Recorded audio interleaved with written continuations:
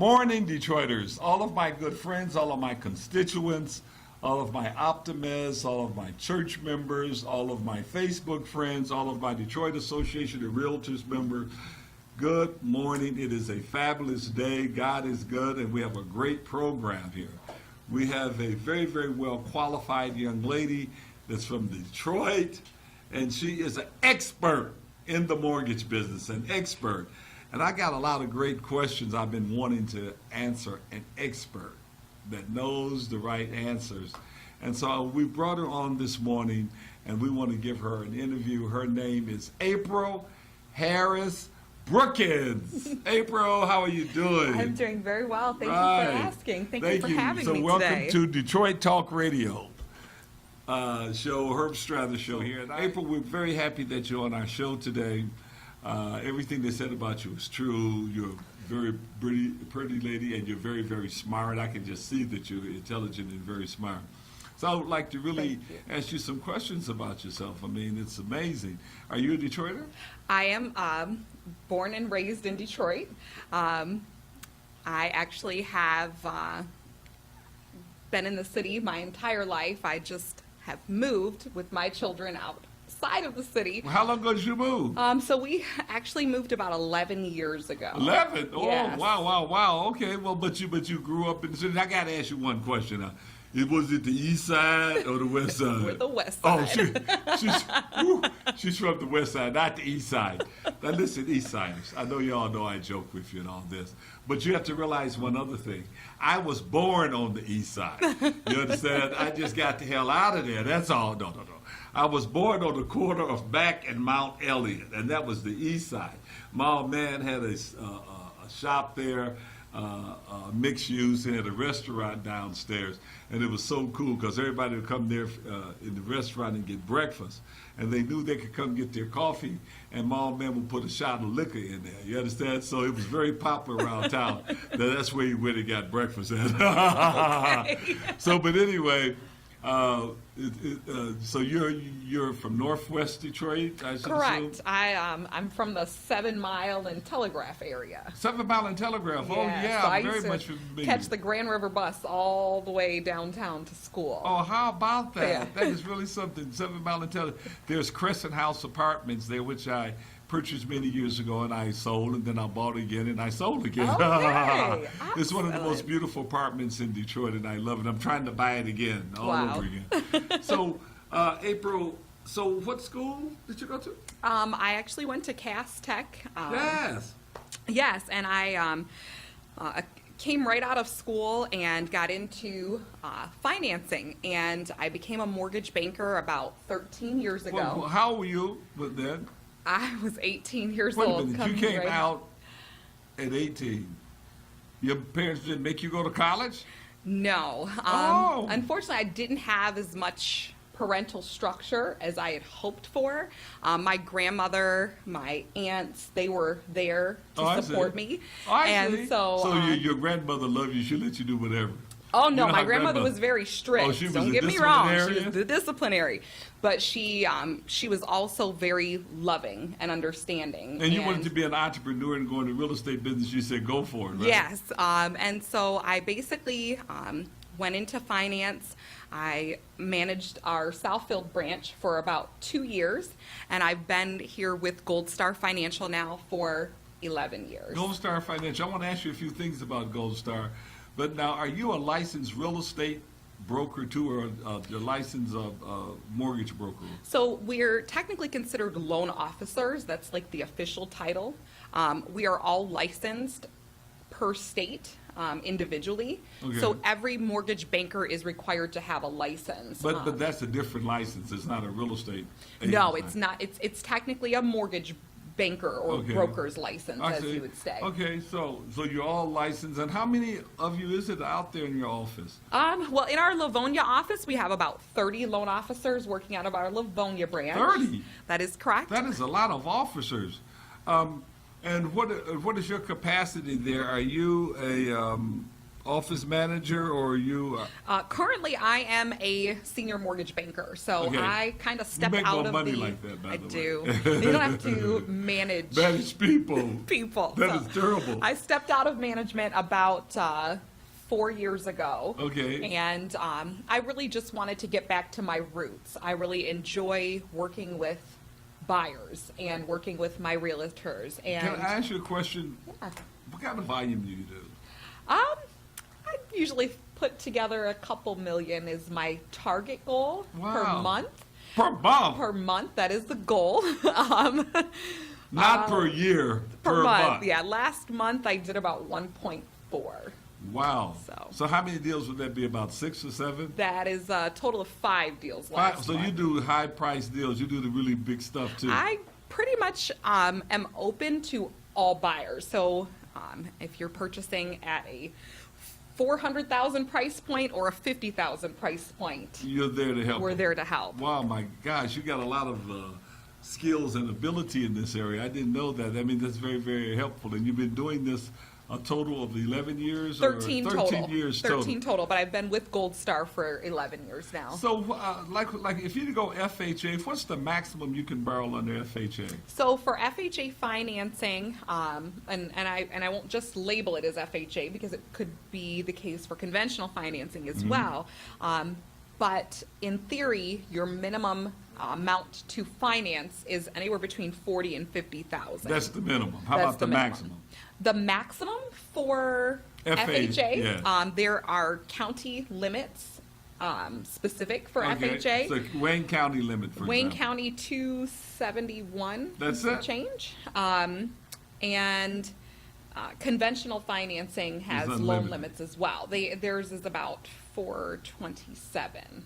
So can you do a jumbo? You can, absolutely. Jumbo financing would be a different type of loan. So Like it if is you want a to borrow little different. $750,000, Absolutely. for example, you can do that financing. Absolutely. Would Gold Star do it, or is it a hybrid?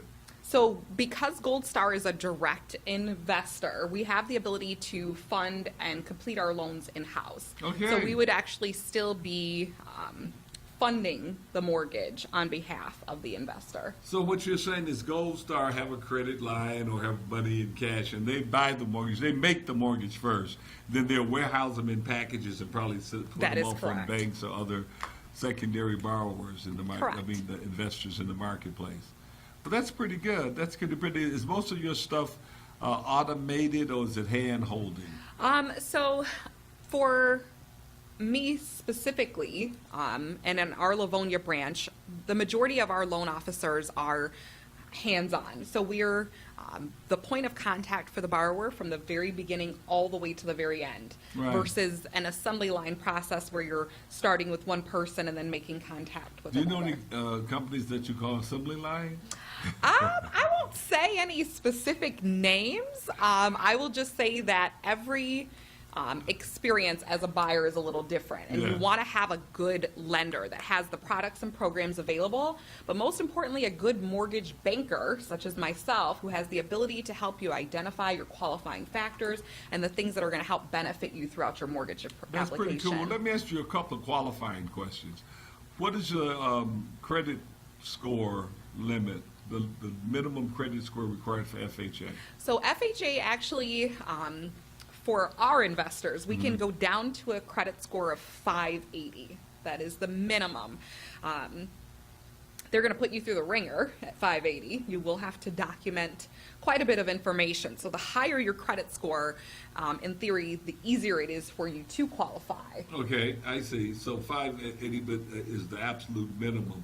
But the typical, what they want to see is 625. We'd like or to see a 620. That would be the Okay. ideal credit so score. 620 is pretty cool then. 640, again, every 20 points that you can improve your score potentially puts you in a different qualifying pool. I see. Do you have a program for investors if you got a 2, 3, or 4 unit you want to buy? Absolutely. With most investment properties, the down payment requirements are a little more intense. So you're required to put in a 20% down payment with most investment property That's purchases. good. The 20 is good because I think that's about a minimum. 20. Some people want 25%. Correct, and that would be like your multi-unit properties. So Right. like your 3 and 4 unit would require a 25% down Right. payment. Now, do you do anything above residential, like commercial properties by any chance? Gold Star does not do commercial financing. We are specifically residential. All right. So if you get anybody that needs some commercial loans, send them my way. Would Okay. you do that, please? Absolutely. So this is really wonderful. I'm thinking we're going to take a quick break, and I got some really exciting. Before we take a break, can we get a phone number? And also, I want to find Good out point. the closing time, the fastest closing time. Absolutely. First of all, I want you to tell everybody here what your phone number is, if in case anybody is in a rush and they got to do something, they say, hey, I want to call that lady. Let's get her phone number. Tell them how they can reach you, April. Absolutely. So I can be reached direct. You can call my cell phone at 313-544-8891. I can also be reached via email, april@goldstarfinancial.com, and my website. It's www.mortgagebyApril.com. www. mortgagebyApril.com. MortgagebyApril.com. That is really, really cool, isn't it? And that's not very hard to figure out there. And John, the other question that we had was, What's the fastest closing time? yes, what is the typical closing? I know if you got good credits all day, but let's say somebody come in, they got a 650 credit score, they don't have any issues, they got the proper debt coverage ratio and all of that. Yeah. Well, So what period of time we're we can talking about? take them from their start of the purchase contract to close within 15 to 20 business days. Really? Oh, Absolutely. yeah, you said business, so, I got a few things I'm going to ask you later on about business days. I love that word business because everybody don't use that word. Because you're going to say, it was between 15 and 20 days they could do it. Now, what she's saying is that she can do it in less than 30 days. That is correct. Right? That is Well, correct. that is really good, and you do quite a bit of work. You do quite a bit of loans. That is wonderful.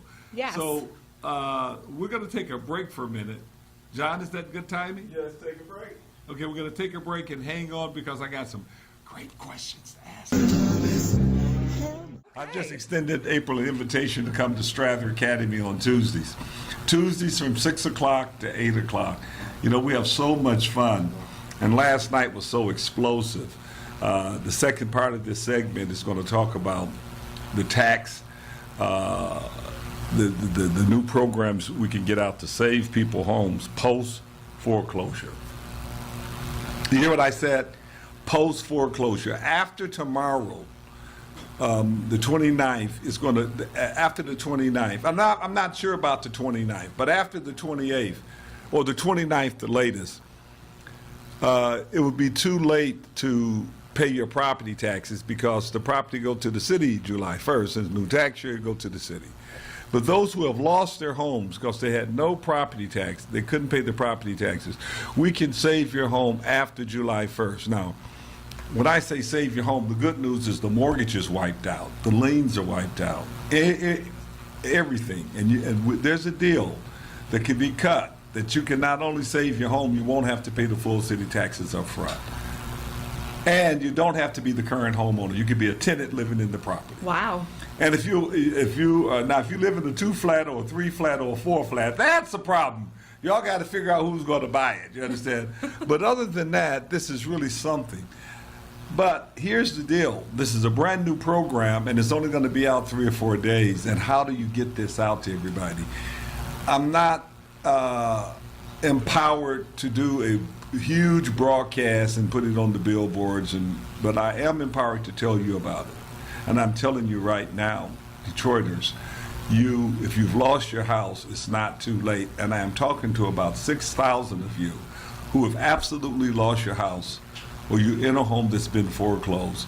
You can get that home after foreclosure. I need you just to call me. It's going to take some cash, don't get me wrong, because the full amount of the county taxes, for example, have to be paid. And there's a deal that can be cut on the city.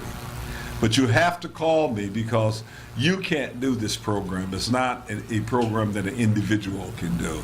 And if you call Strather Academy at 313-444-9691, we'll help you do it. But in the meantime, we'll talk about that. But we have a beautiful lady on the show right now, and she is a Detroiter. She has 3 wonderful children. You live here in the city too? Actually, live in Livonia. You Don't left live in the us? city. Okay, well, that's okay. We'll live with you because you are servicing loans in the city. That yes? is correct. Okay, and I understand. Some parents with kids in school, they want to be in the proper school environment, and we haven't quite got it the way we want it yet. But did you know something? Did you know that over 60% of the kids in Cass, over 56% of the kids in Cass Tech, Renaissance, and Media Arts do not live in the city? That is believable. And I said, wait a minute, I thought everybody was leaving the city because of schools. But these are considered some of the very best schools in southeastern Michigan, period. Correct. And so the parents may live outside the city for what they consider some more safer things. And, the insurance is a big thing. Yes. You know what I mean? But the educational stuff, we still got good quality schools in the city, and that's good. And I can understand the crime factor, the education, and all of that. You can get a pretty big house if you don't have to send your kid to private school. You know what I mean? Correct. You can put the money in your house rather than in your school and increase the overall quality of your life. That's the theory. But I just want to plug Detroit Public Schools, and I'll tell you a little bit more about that. But let's get back to the subject matter. Okay, April, you ready for this? I'm ready. Okay, now let's review what we've talked about. We've talked about the discussion here is how we can better leverage homes and get in without putting up cash, and how we can help April to make more loans in the city because she has a $50,000 limit, and that's because of the fixed costs and the APR, that annual percentage rate, and it's calculated. They use the fixed costs into the rate and then pushed up into predatory lending, and FHA doesn't do predatory lending. Dodd-Frank and all this stuff regulates this. But if somebody agreed to pay those costs, then she could do a loan that's less. That's cool. So far, I'm doing okay? So far, you're doing pretty good. Okay, so there are options. there are a couple of ways to do it. One is seller concessions. Another one is a grant. Now, the seller concessions, they could pay closing costs, including mortgage costs, but they cannot pay down payment. And remember, we're talking about leveraging real estate, how you can get into it with little or no money. With little or no money. And this is educational for the borrowers, and it's certainly educational to our realtors, but many Detroit Association realtors are sophisticated, and they've used a variety of these methodologies before. So so we're saying if you do seller concessions, you can avoid that. And also, if you put in the purchase agreement, no, or shall not, just write the word not, shall not be prorated. But don't write things to be initialed in a purchase agreement because all attention goes there. Just type it in the body of the language and nobody pays any attention to it. You understand? Just watch it. Just type it. Do an experiment. If you want more time to inspect the property, instead of saying 10 days, put 10 business days. All of a sudden, that's 2 weeks, right? That is correct. If it's 30 days, it's 30 business days. Nobody pays any attention Verbiage is to very it. important. But don't ever, if there's something important that you want to put in that is kind of critical that you don't want everybody to necessarily pay that much attention to, don't have it where it has to be initialed. Make sure you download your agreements, put them in Word form, and get it the way you want to. And if you want a purchase agreement that's a really good purchase agreement, go to Strather Academy and join us. You know, we have an online real estate class. You can download all of the fabulous and wonderful purchase agreements, promissory notes, participating promissory notes, PPMs, personal mortgages, and you can just do all of these things and you got great forms. So here's the question. We're back now to April of leveraging real estate. So, you know, we understand you could have seller concessions. We could understand that if you put no prorations in there, now you got the seller concessions available. So there's 2 questions I have. Okay. One, can Gold Star, do you have any program where you can buy the rate down? Absolutely. Okay, give me an example, like how much would it cost? So, in theory, your rate that you qualify for is based on the credit score, the loan to value, and the program or product that you're Okay. qualifying for. Let's say your par rate, which is the rate that you qualify for with no points. Let's say that rate is at 5 1/4. Okay. And that's putting your principal and interest payment, let's just throw out a number and say roughly $950 per month. Let's just say that Okay. that put your principal and interest payment Let's say there. if it's $100,000, because I like to use the 100 for example. Okay. It would probably be closer to a debt constant of around $700 or $600 if it's $100,000. That is correct. Okay. So now, if you would like to buy your rate down, Yes. in most cases, it's 1%. You can do 1 or 2% of your loan amount as a buy down. So 1% would be $1,000 cost, 2%, $2,000. And 1%. Wow. Correct. That's really cheap. No, wait, hold on, Phil. Let me just get it, make sure I understand. If you bought your rate down 1%, it'll cost you only 1%? No. Okay. That was too good to be true. That's right? way too good to be true. No, the pricing point is 1%. So Okay. the cost would be 1% of your loan amount, and that'll probably buy you an eighth. Oh, of your okay, rate. now. So now it'll you're buy at you 1/8. 5.125. So you take your $8,000 on a $100,000 example to buy your rate down. $8,000 would buy your rate down a point. Now, is that a good value ratio? I don't know. No, and it really depends on the circumstance. So a lot Like of how long times- you gonna live there? Correct. And how much time do you plan? Because most people are not in their 30-year mortgages for 30 years. Right, and it would take 20 years to catch up. In other words, although you would buy your rate down, your mortgage could go up in that case.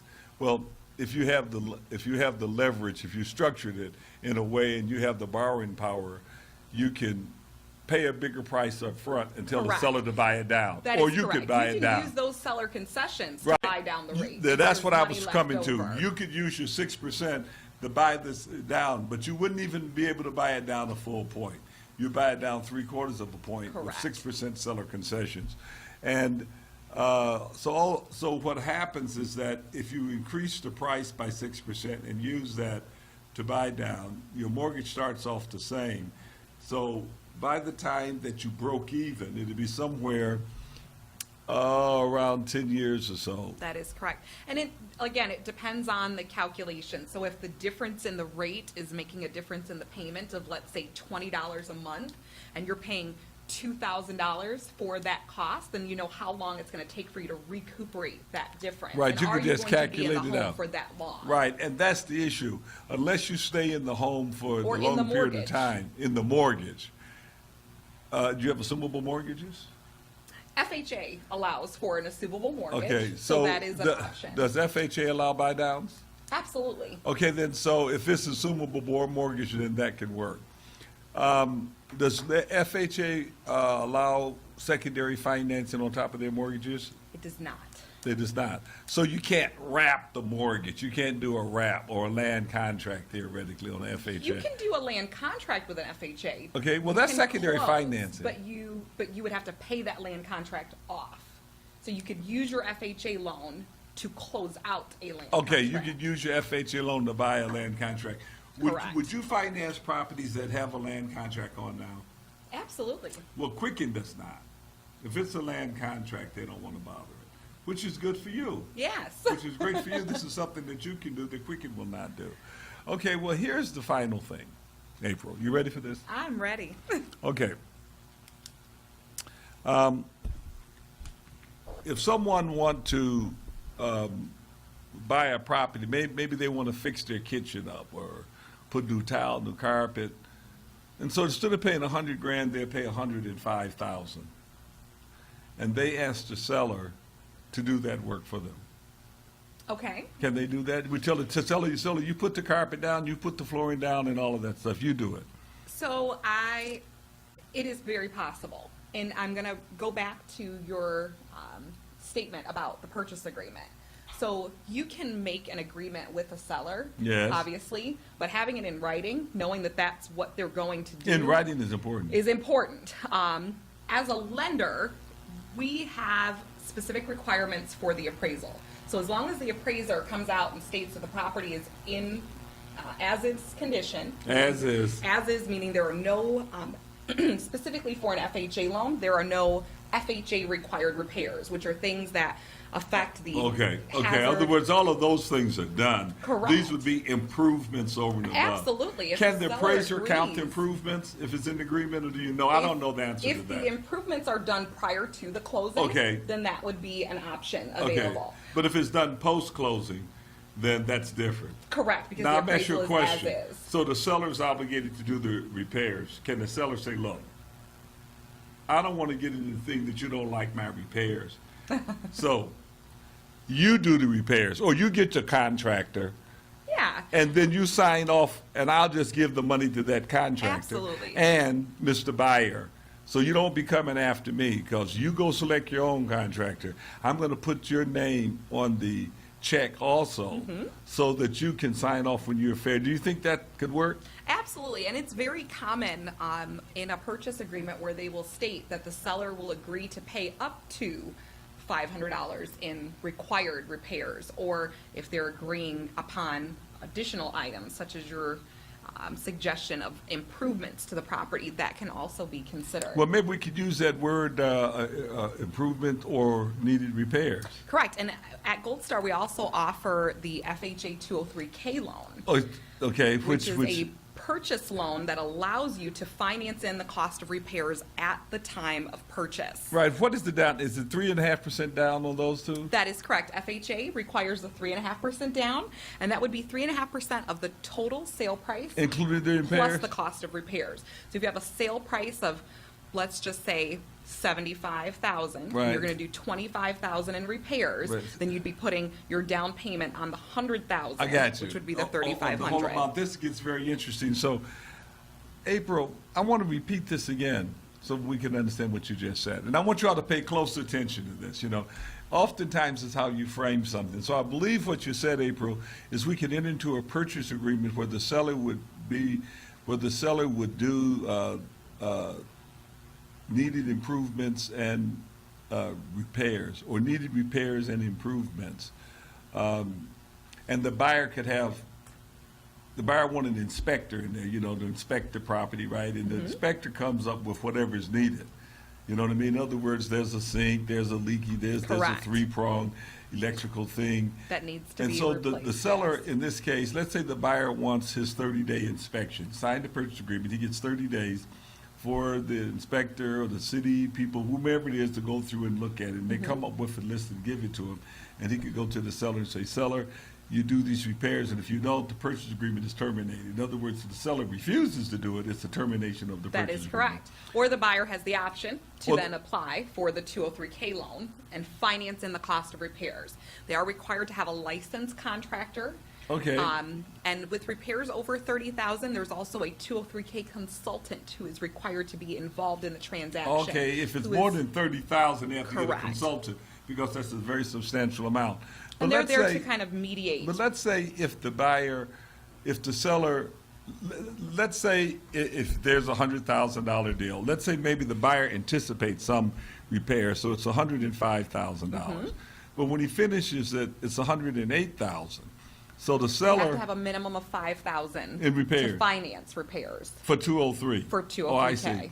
So if it's 2,000 or 3,000, that's something that the seller and them deal with. They need to negotiate that between the themselves, buyer 'cause and it's little. seller. It's a minimum of Correct. 5% or 5,000. 5,000. Okay, so let's say if it's 10,000. Correct. Now, they could go for the 203K, Yes. or the seller can still do the repairs themselves. That is correct. Can the seller give the buyer credit for the repairs? They cannot. Oh, wait a minute. She says the seller cannot give the buyer the credit for the repairs. That's not allowed. They If can it- do the repairs. They can do the repairs. They can do the Now, repairs, let me ask but- you a question. She says that the seller can do the repairs, but the seller cannot give the buyer the credit.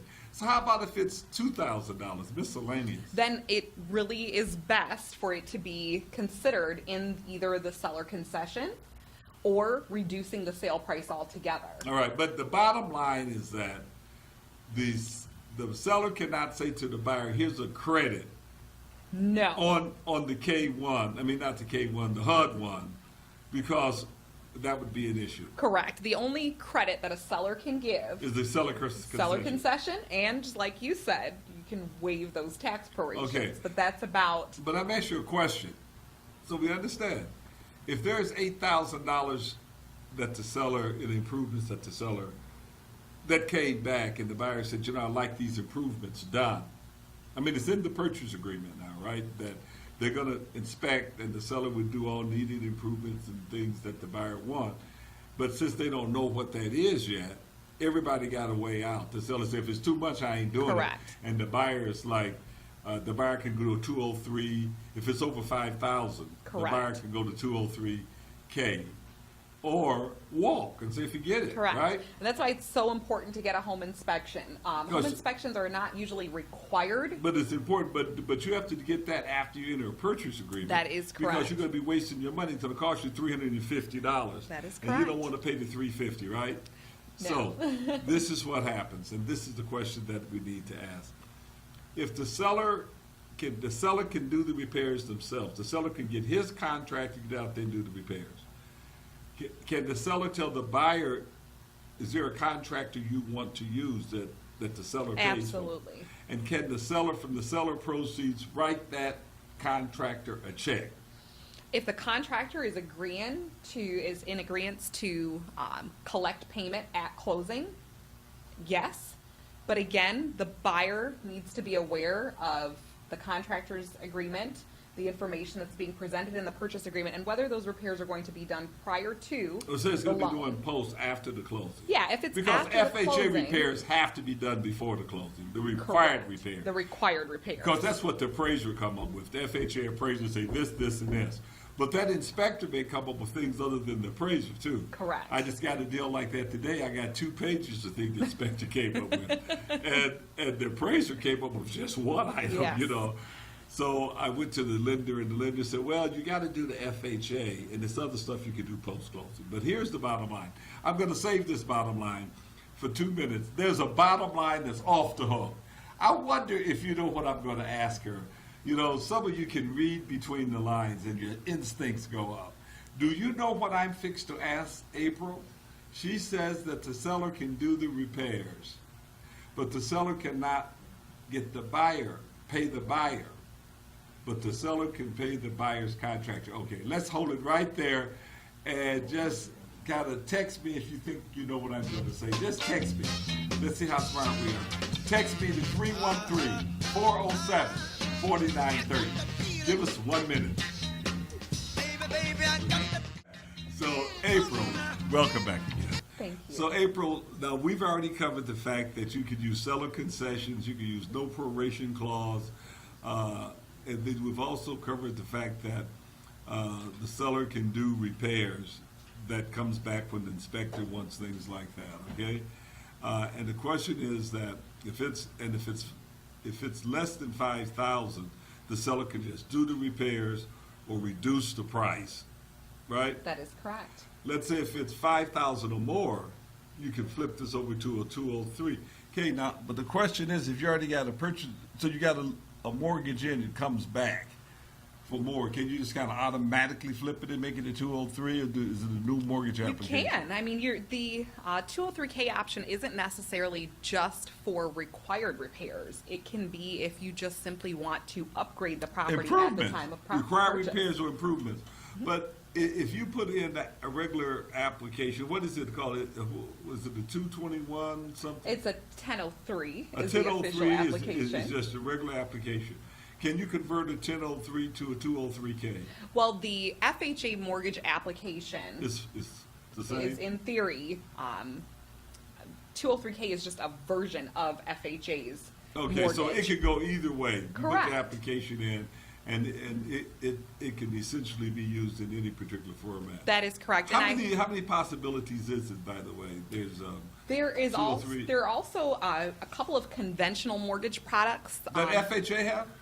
that Quasi? FHA and conventional are like two separate products. So the 203K loan is offered through FHA. Conventional financing has a home path renovation, which is basically, in most cases, the property is already owned by Fannie Mae. So they know that the property is in a condition where it's going to need repairs in order to be financed. There are not as many, but there were in the past a lot of HUD owned properties. And HUD also had programs that would allow you to finance repairs, specifically if you're purchasing a home that's owned by HUD.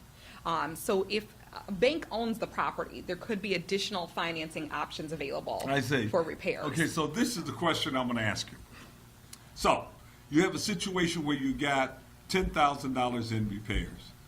The seller can say, well, I'm going to do the repairs because I want this deal closed, all right? And maybe even the seller can adjust the purchase agreement if the buyer still qualifies, Correct. I guess. So the seller said that they'll do the repairs and the buyer don't have to do them. If it's required by FHA, it must be done before the closing. If it's not required by FHA, theoretically, the seller can do it. The seller can get a contractor, enter an agreement, put the money in escrow or something, or put it in a cashier's check and put the buyer and the contractor's name on it and have the buyer sign off that he's waiving it and he cannot come after the seller or sue the seller. Would you think that could work? It could work. You sure about that? It's It sounds like risky. it could? It could work, but you need to have in my opinion, you'd have to have a really good real estate agent who is drawing that contract for you. And most importantly, if you are a buyer who's agreeing to allow someone into the property at the time when you've now obtained ownership of the home, then having that contractor's license and insurance would also be a recommendation. Okay, so let's summarize what we've just said, which is what I wanted to do. And I wanted to get you here, and I want you to use your imagination. It was just my imagination. Okay, here it is. The seller, okay, there's a house you like. It's $100,000. It's beautiful. There's some improvements you want in the house, and you could go 203K, and you can get these improvements done yourself. Now, you say, you know what? I don't want to get them done myself, but you could have a cousin in the business. And so the seller, you enter agreement for $5,000 to do these improvements, but the inspectors come back and it's more. It's $10,000, but you could qualify, so you amend the purchase agreement and the price is $10,000 more. And at the time of closing, out of the seller's proceeds, the title company take the $10,000 out that the seller has obligated themselves to do in the purchase agreement, and it's going to pay to a contractor, a licensed state contractor, to do the work. And in order to protect the buyer, the seller put the buyer's name on that check so that the buyer is satisfied, because if they only put the contractor's name on the check, the contractor might take the money and run, or do work that's unsatisfactory, or a whole Correct. bunch of things that's not pleasant, right? Correct. And that's, again, I mean, I think that your scenario is a risk, unnecessary. How about because if of the it's your 203K cousin? loan. Again, it really depends on your relationship with that person. And Well, how much if you have a trust good that relationship, person. listen, here's the bottom line, everyone. Let's get this straight. Your cousin is going to do the repairs, and your name is going to be on it. That's cool. These are improvements now that's over and above the required repairs to close. So I hope you can take that information. You understand? The down payment is 3.5%. The repairs is $10,000 themselves, and your cousin is going to make him some profit. And you can do a little painting yourself. I'll better stop right here, you understand? But the bottom line is that the seller, the buyer, and his cousin can walk away from the closing with a $10,000 check to finish their repairs off. And that would be allowed. But the main point we're trying to make is that it is risky. If the seller does the work 100%, that's cool, but to the seller, he may not want to take that because you'll never be happy. I don't like the floor. I don't like the ground. I don't like this. But the bottom line is that you can, in fact, take, in this case, there's $10,000 you walk away from the closing costs. And it's legal from the closing with. Do you hear what I just said? So you have no prorations, taxes. You have 6% seller credit to use the whole 6% to buy the rate down or whatever. And then at the same time, you have an improvement check that you and your cousin is walking away from the closing table. Is that satisfactory? Can you read between the lines? You got it? Okay. April, Thank you so much. You It know has what I been mean? a pleasure, Herb. Thank you for having me. You know, it's just wonderful to have this discussion because the question is there a legal way that you can walk away from the closing with cash? And I've just showed you it's legal. You can do that. Now, we deal with intent. The intent here is that you go in and you make your improvements. You understand? And I would certainly tell you if there's improvements that have to be made, they better be made. Now, the fact that you can go in and help paint, help lay the tile, or help do the improvements, that's cool. That's neither here nor there. But if there's an agreement you made, there's a contract, it's an FHA mortgage, and you agreed to do the repairs, do it. There may be a possibility that you get the material, you and your cousin could do the repairs. You know, I'm what you call a public adjuster. That means if you have a fire in your home, you could call a public adjuster out and we settle with the insurance companies. And here's how it goes. If you take a loss that's a $10,000 loss, the breakdown is as follows. Now, as an adjuster, I get a 10% fee, so it's $9,000 usually. But what we consider is a media contract in the industry is that you got $2,250 in material costs. The material and the labor matches. So $2,250 material, $2,250 labor, that's $4,500. Whatever the total amount of the contractor is, the contractor simply doubles that. And that's where the contractor makes his money. Now, sometimes that doubling include adjusting fee, and if it's a really good settlement, you can get it outside the adjustment fee. In other words, you can double the material and labor costs, or the cost of it. If we use the same example, a $10,000 contract could literally be $2,500 in material costs. Yes. Now, the one thing you have to be careful of with that scenario is that the property still must appraise at the sale price plus the cost of repair. Absolutely, absolutely. Now, when we start talking about appraisal price and that, you hear what she said, it still got the appraise. Now, I'm asking you a question. What impacts the appraisal more than anything else? Comparables. That's what she says. I say something different. I say that in apparel, that the comps are important, but there's a lot of buoyancy in the marketplace because you may have comps that say 60,000, and I expect a mortgage broker to say that now. Don't get me wrong, and that's understandable. We're real estate agents, and there is a slight difference, and she gave the correct answer, the comps, because we know that the comps are going to play the big role. But what should influence the appraiser most, and what's more closer to the definition too, is whatever the buyer and the seller agree. It's an arm's length agreement, because you could find in a place where homes sell for 100, you could find comps selling for 35,000. You could find them selling for 20. That's FHA selling the house. FHA just gives the house away. Or a bank on a foreclosure just gives the house away, because don't forget, the bank get 97% reimbursement. So the bank could sell the house for $1,000 if they lost, and they get 90-something thousand back. They don't care what it sells for. There's no incentive for the bank to protect the community's value. You understand? But we have to take advantage of this and buy them from the bank. And FHA, they're just as bad. You understand? They just give the house away for filth of what the properties in the community is going for. Go figure. You understand? But I don't want to piss FHA off, and I don't want them to raise the price too dramatically yet. So I'll just stay away from that for now. But here's the most important piece on it. There's great buoyancy in the marketplace. You may sell something selling for 20 and then 35, but then a homeowner is not going to sell theirs for 35 because they got a mortgage. They're not about to sell it. So there's this huge pent-up demand now. People cannot sell their houses. That means there's going to be an explosion in the future because many of them are older, they're sickly, they can't sell, they're stuck in the house, they're just sitting there stuck. So here's the bottom line. As property values increase, and there could be a dramatic increase, what causes a dramatic increase?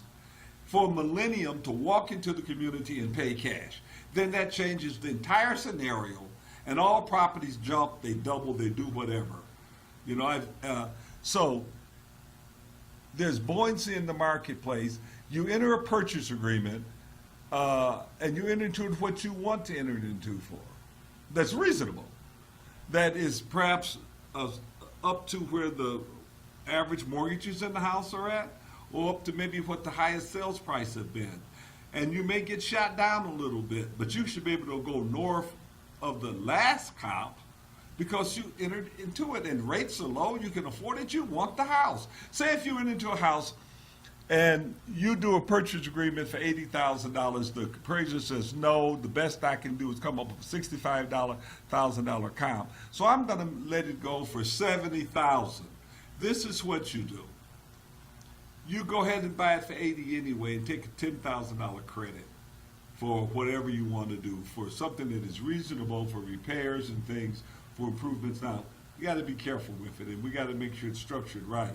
But if you want a house, protect your values in the community, you understand? I would urge my people to buy it anyway so that the comp is still there. I sold a house, the seller, the buyer was hesitant, but they wrote a check and they paid 10 grand more. I said, this is your house.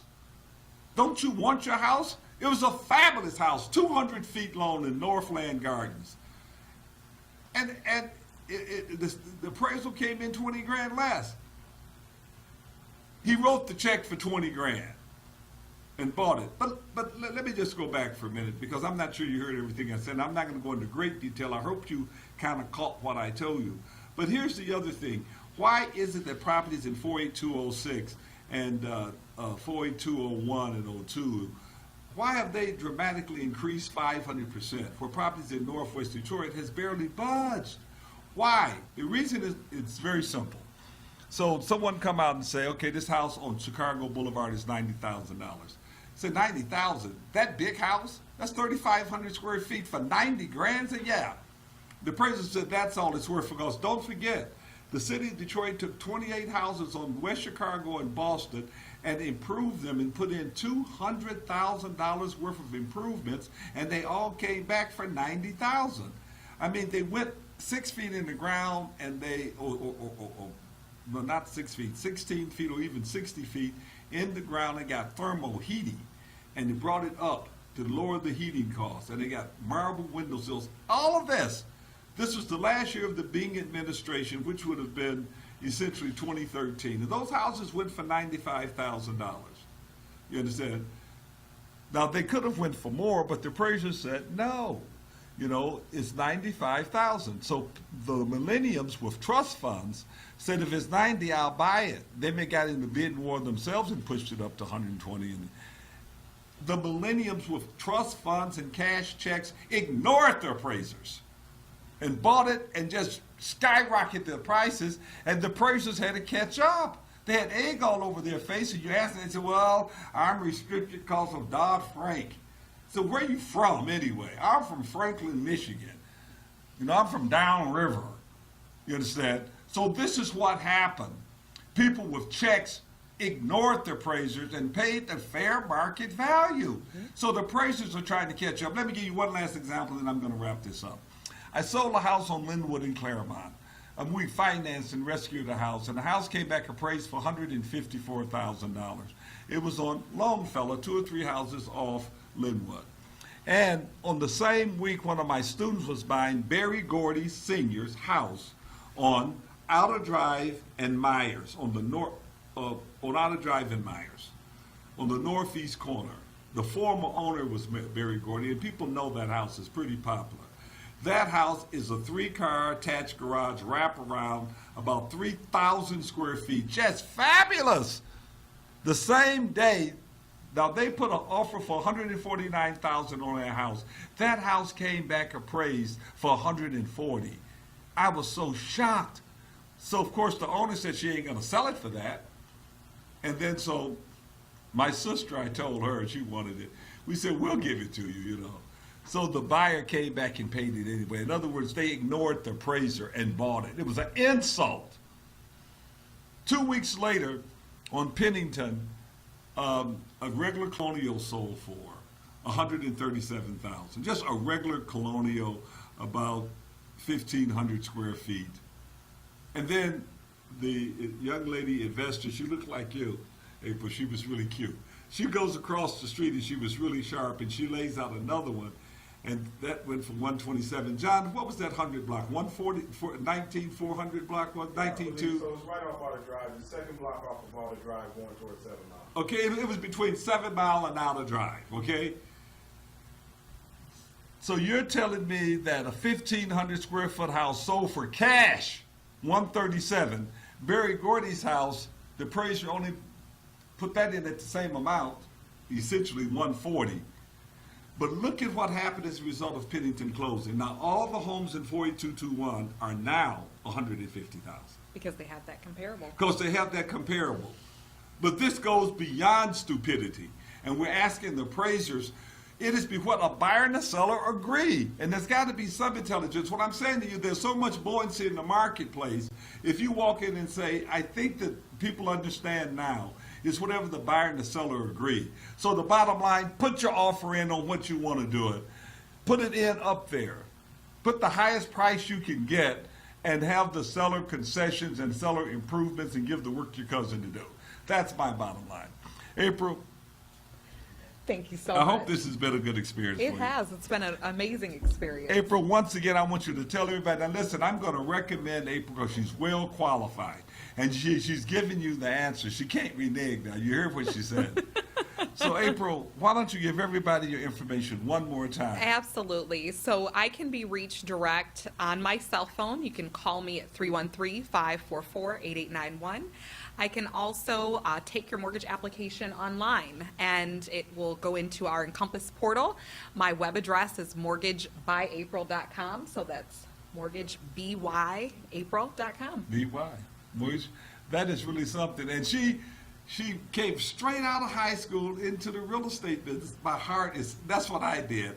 You know, now I couldn't get into college. You could tell how she talked. She's extremely smart, and I'm sure she got any college she wanted. She just wanted to be the entrepreneur. So to all the entrepreneurs out there, to my Facebook friends, to my optimists, to my DAR members, and to those who are licensed real estate agents that's not DAR, this is Herb Strather. Just hang on, I'm going to give you a wrap-up session, and make sure you call April. Thank you very much. Thank you.